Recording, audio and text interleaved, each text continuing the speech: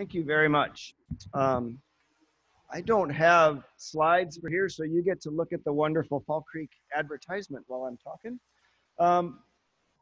But I will talk a little bit about my experiences with soil-borne disease in Washington and a little bit in Oregon. Oh, thank you. There's the microphone. All right. So first, a disclaimer: I'm not a pathologist. My background is as a horticulturist, but I've worked some in industry with Sakuma Brothers. I've worked with WSU, and I've worked for a while with my own contract research business. And so I've been in a lot of strawberry fields that have a lot of different kinds of problems. And so I guess I could say I've made enough mistakes that hopefully you'll be able to benefit from some of them. When we talk about soil-borne diseases in strawberry, there are a lot of them. There's Verticillium wilt, which we're all very familiar with. It's probably the most severe one for us up here in Washington. But there are others. There's the black root rot complex. There's Fusarium. From California, we also have a macrophomina problem that seems to be working its way up to Oregon and perhaps up to here as well eventually. So there is a wide range of soil-borne diseases. And, the traditional approach that you might have remembered from a long, long time ago was that people would simply fumigate the field before they plant strawberries.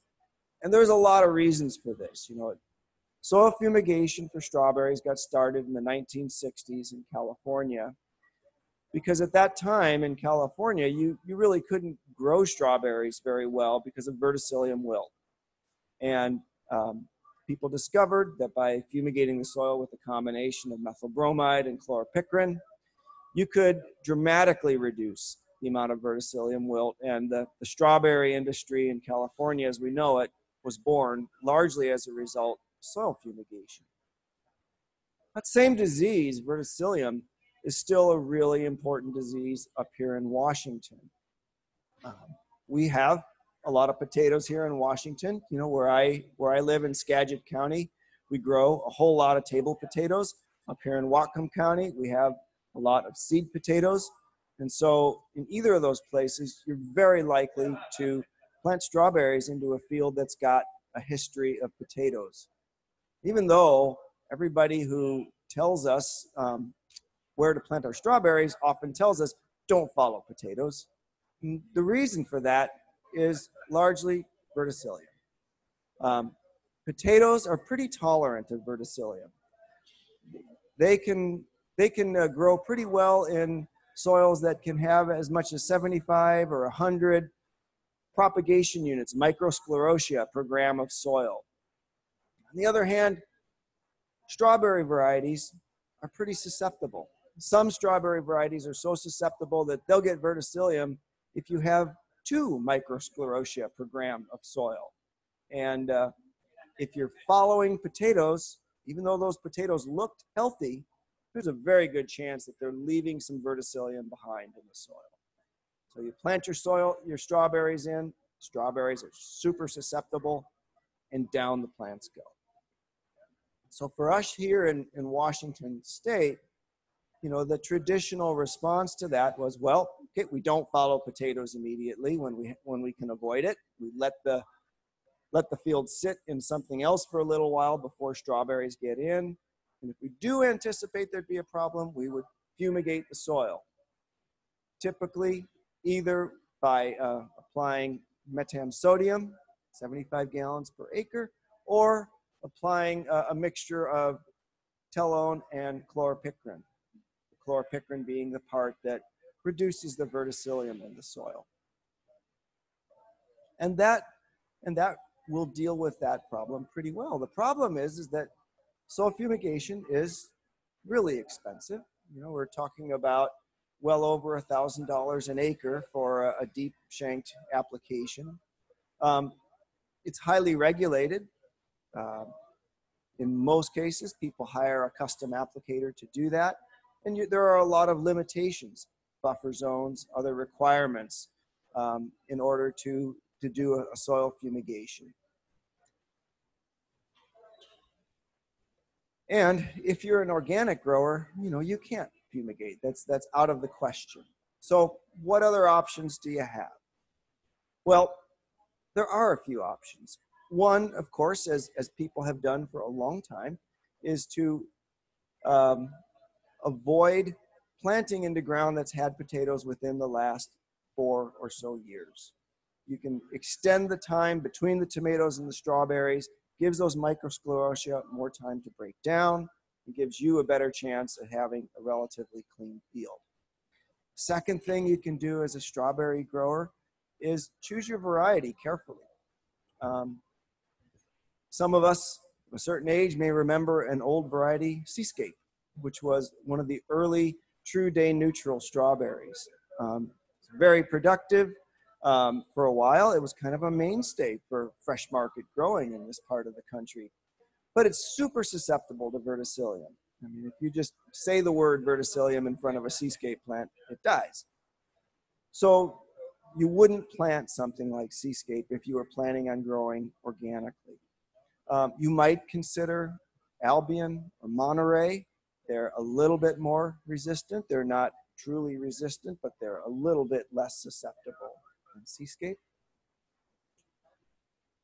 But there are other things that you can do, whether you're an organic grower or a conventional grower who doesn't want to fumigate. There have been a number of studies of a lot of different practices to reduce those Verticillium sclerotia in the soil. There are some simple things you can do, that you can make the crop that precedes your strawberries be something that gets like a brassica crop that gets chopped up and incorporated into the soil prior to you planting your strawberries. So in coastal California, that would typically be broccoli. There's a lot of broccoli grown there. If you are a Skagit County grower, I see an awful lot of Brussels sprouts around. I would suggest following a Brussels sprouts field. I'm not sure what the alternative would be here in Whatcom County. We don't have a whole lot of large-scale brassica crops. But if you are on a smaller scale, consider following your strawberries behind broccoli, cauliflower, cabbage, Brussels sprouts, something like that. Those things can help. Other things that people have done that seem to be of some benefit are they've used their cover crops carefully. If you are working in a system where you can leave your ground in a cover crop the year before you plant, or if you are fall planting the summer before you plant, consider putting a brassica cover crop in there, like a Brassica napus. You can seed that in when it starts to flower. You can mow it, flail it into small pieces, and then incorporate it rapidly, and you do get some disease reduction from that. There are also kind of more esoteric options that are available to you if you're really determined to try and get your ground more free of soil-borne diseases. In coastal California, there's been a lot of work done on anaerobic soil disinfestation as an alternative to soil fumigation. Well, the idea behind ASD, as they call it, is that you take a carbon source and incorporate that into your ground. In Florida, they use a lot of molasses because they have sugar cane. In California, they use a lot of rice hulls because they have rice. I imagine around here, we might use green chop as a carbon source. We incorporate that into the upper part of the soil, and then you cover it with an impermeable film. Just like if you are making silage, you've got that silage film that doesn't let any gases in and out. It's the same kind of thing. It's like essentially a silage film that you cover the soil with, and then you saturate the soil for 45 days or so with some drip lines underneath that silage film. And basically what you're doing is you're causing some anaerobic digestion to happen in the soil. And it sounds expensive, and it is, but it's been very, very effective in soils in Watsonville area that were really badly infected with verticillium. And they got benefits that were maybe not as effective as soil fumigation, but getting there. There's challenges to doing ASD. It's very expensive. It ties up your field during the most valuable time of the year because you need to do this at a time when the soil is warm. So you're basically tying up the field for a growing season. You know, maybe the summer before you plant your strawberries. It uses a lot of water, and it probably leaches a fair amount of nitrogen down below the root zone because you're using that much water and keeping that saturated. So it's not without its own problems, but it is an option. There are also other options that people use. They'll incorporate mustard meals into the soil. Mustard meals can work very well. Seems like the mustard meals work well depending upon what pathogen you're trying to control. So different mustard meals will control different kinds of pathogens. And so oftentimes if you go to buy mustard meals, you'll find that they're packaged and sold as combinations. And the reason is that oftentimes you don't know exactly what pathogens you're dealing with in a field. And so people try to cover their bases by having a mixture of meals in there. So that's kind of the wrap on pre-plant treatments for soil-borne diseases. And so disease control is focused, for most soil-borne diseases, is controlled by pre-plant treatments because there's really not a whole lot you can do once you have the plants in place. I just have a show of hands for how many people here are growing strawberries for fresh market. There's a fair amount of fresh market people. How many people growing strawberries for processing? Not a lot. So we're basically a fresh market group here. Okay. Day neutrals, raise your hand if you grow day neutrals. June bearers, raise your hand for June bearers. So some of each. Okay. Raise your hand if you keep your plants in for more than 2 years. Fair number. All right, so a fair number you're trying to keep those plants in there for several years. So you want soil health not just for a short time, but for a longer time. One of the issues that happens in fields, certainly very common in California and Florida, any place that there's a lot of day neutrals uses anthracnose. And anthracnose is a pretty tough disease to deal with in climates that are consistently favorable for anthracnose. We don't usually, in most years, have a climate that's consistently good for anthracnose, so it doesn't become the dramatic problem for us in most years that it is in a lot of other places. The way anthracnose works is that oftentimes the initial inoculum can come in from the nursery. The most susceptible tissue on a plant for anthracnose is usually the flower blossoms and the green fruit. And for a June bearer in a nursery, there really aren't any blossoms or green fruit, right? Because it's not flowering in the nursery. And so June bearers come in from the nursery without very much likelihood that they've got any anthracnose because they've never really made that susceptible tissue in the nursery. On the other hand, when you buy day neutrals from a nursery, and day neutrals, everbearers, I'll use those kind of words interchangeably. When you buy day neutrals from a nursery, the mother plants that gave rise to that plant that you bought had flowers in the nursery.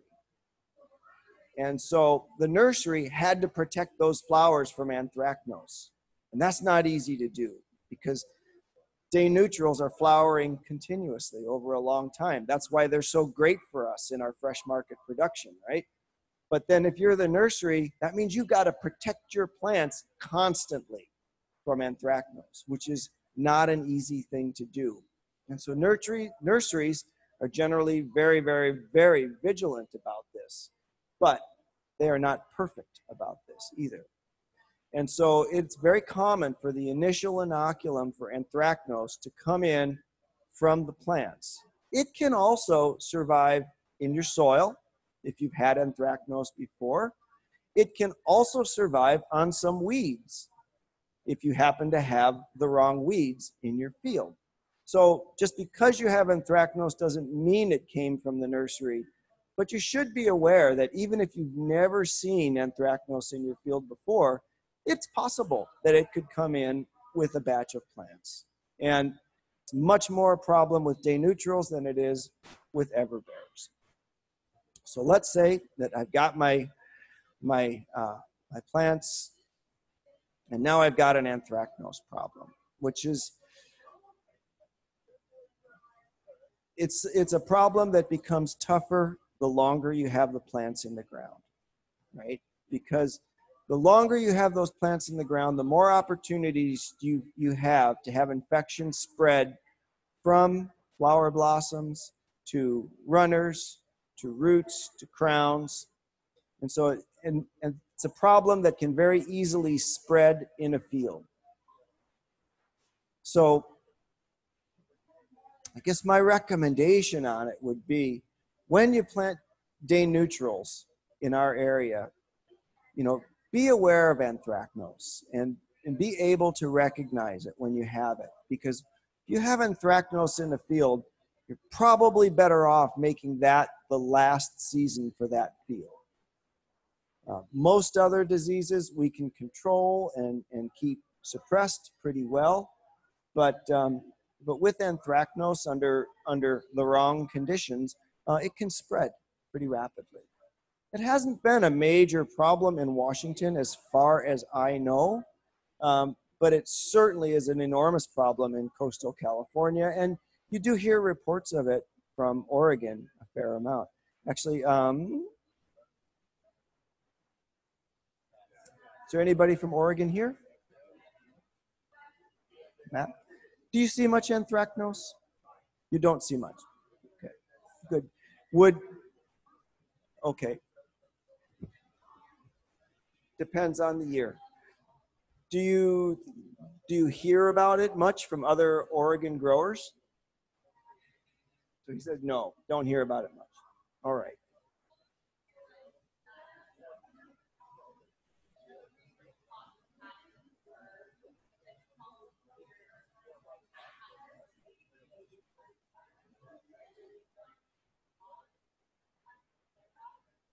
Yeah.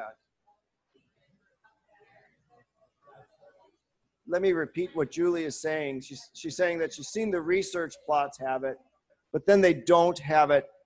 It's not repeated, right? It's not that the next year it gets worse and the year after it gets worse.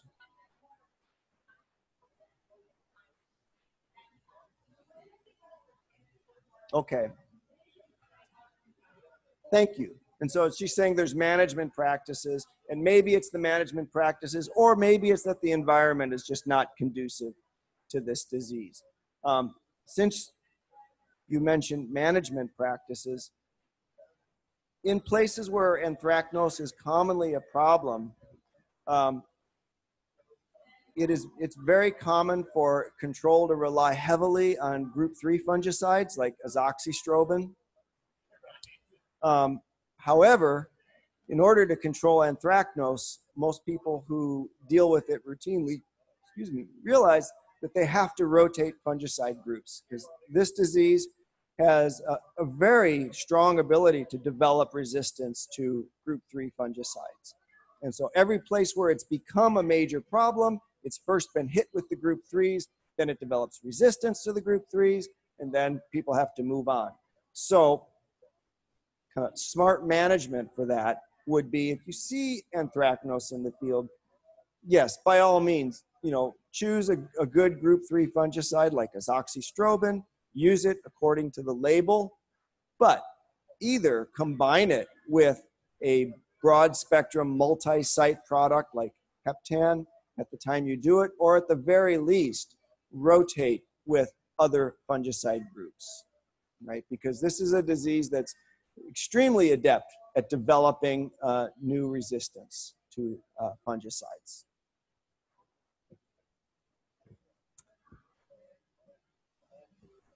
Let's see.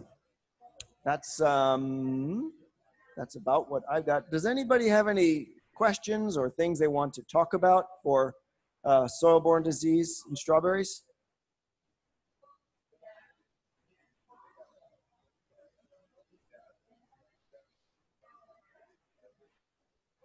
Let's see. I guess I could, if I got 6 minutes. Okay. Let me just give a little bit of background. Maybe this is a nursery plug. Since I used to work for a nursery, I guess I can't help putting in the plug for clean plants. It's really important if you're planting strawberries to have clean plants to kind of resist the temptation to take runners out of your last field, or the field from your neighbor. They're not likely. They're certain to have at least one, maybe two viruses from their time in the field. You're much better off economically to use certified plants from a nursery because they've been grown in conditions where they are much more likely to be virus-free. They'll last longer in your field. You won't be spreading, exotic diseases, and you'll get a more uniform stand, and you'll get a more long-lasting stand. Sometimes it's a difficult situation, especially for doing plug plants for fresh market, because we don't have great sources of plug plants for fresh market. But if it's what you want, keep the pressure on good nurseries to provide the kind of plants that you want, and maybe even work, if you can, with a local greenhouse to produce the kind of plants you want from runners that you can get from a certified nursery. But by all means, start with certified plants, and because the plant type matters.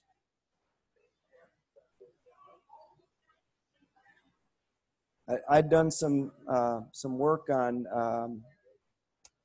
plant types way in the dark ages, back around 2006, 2007 on strawberry, and we were just starting to use plugs at that time. And we did a comparison of spring planted, bare root Albion compared with some planted in early October, which was from the high elevation digs from a California nursery. We compared that with true plugs. And of course, as we all know now, the plugs really outperformed that. But the high elevation plants, and I think these were from McDowell, they performed a lot better than a spring planted, fully dormant plant did. So I guess I would say that from the work that I've done, if I was planting strawberries and I couldn't get the plugs I wanted, I would consider trying to get some plants from high elevation and putting those in as an option. Matt, I'm sure you've tried that and done that. I'd be really interested in knowing your thoughts on it and your opinions on it. No way, you're kidding me. Oh, well, put it on your list. Try it sometime. It actually worked pretty good. Not as good as having a plug, but it was better than a sharp stick in the eye. And the yields were almost what plugs were. Does anybody have any questions for Tom? Okay, great. Thank you, Tom. Thanks very much.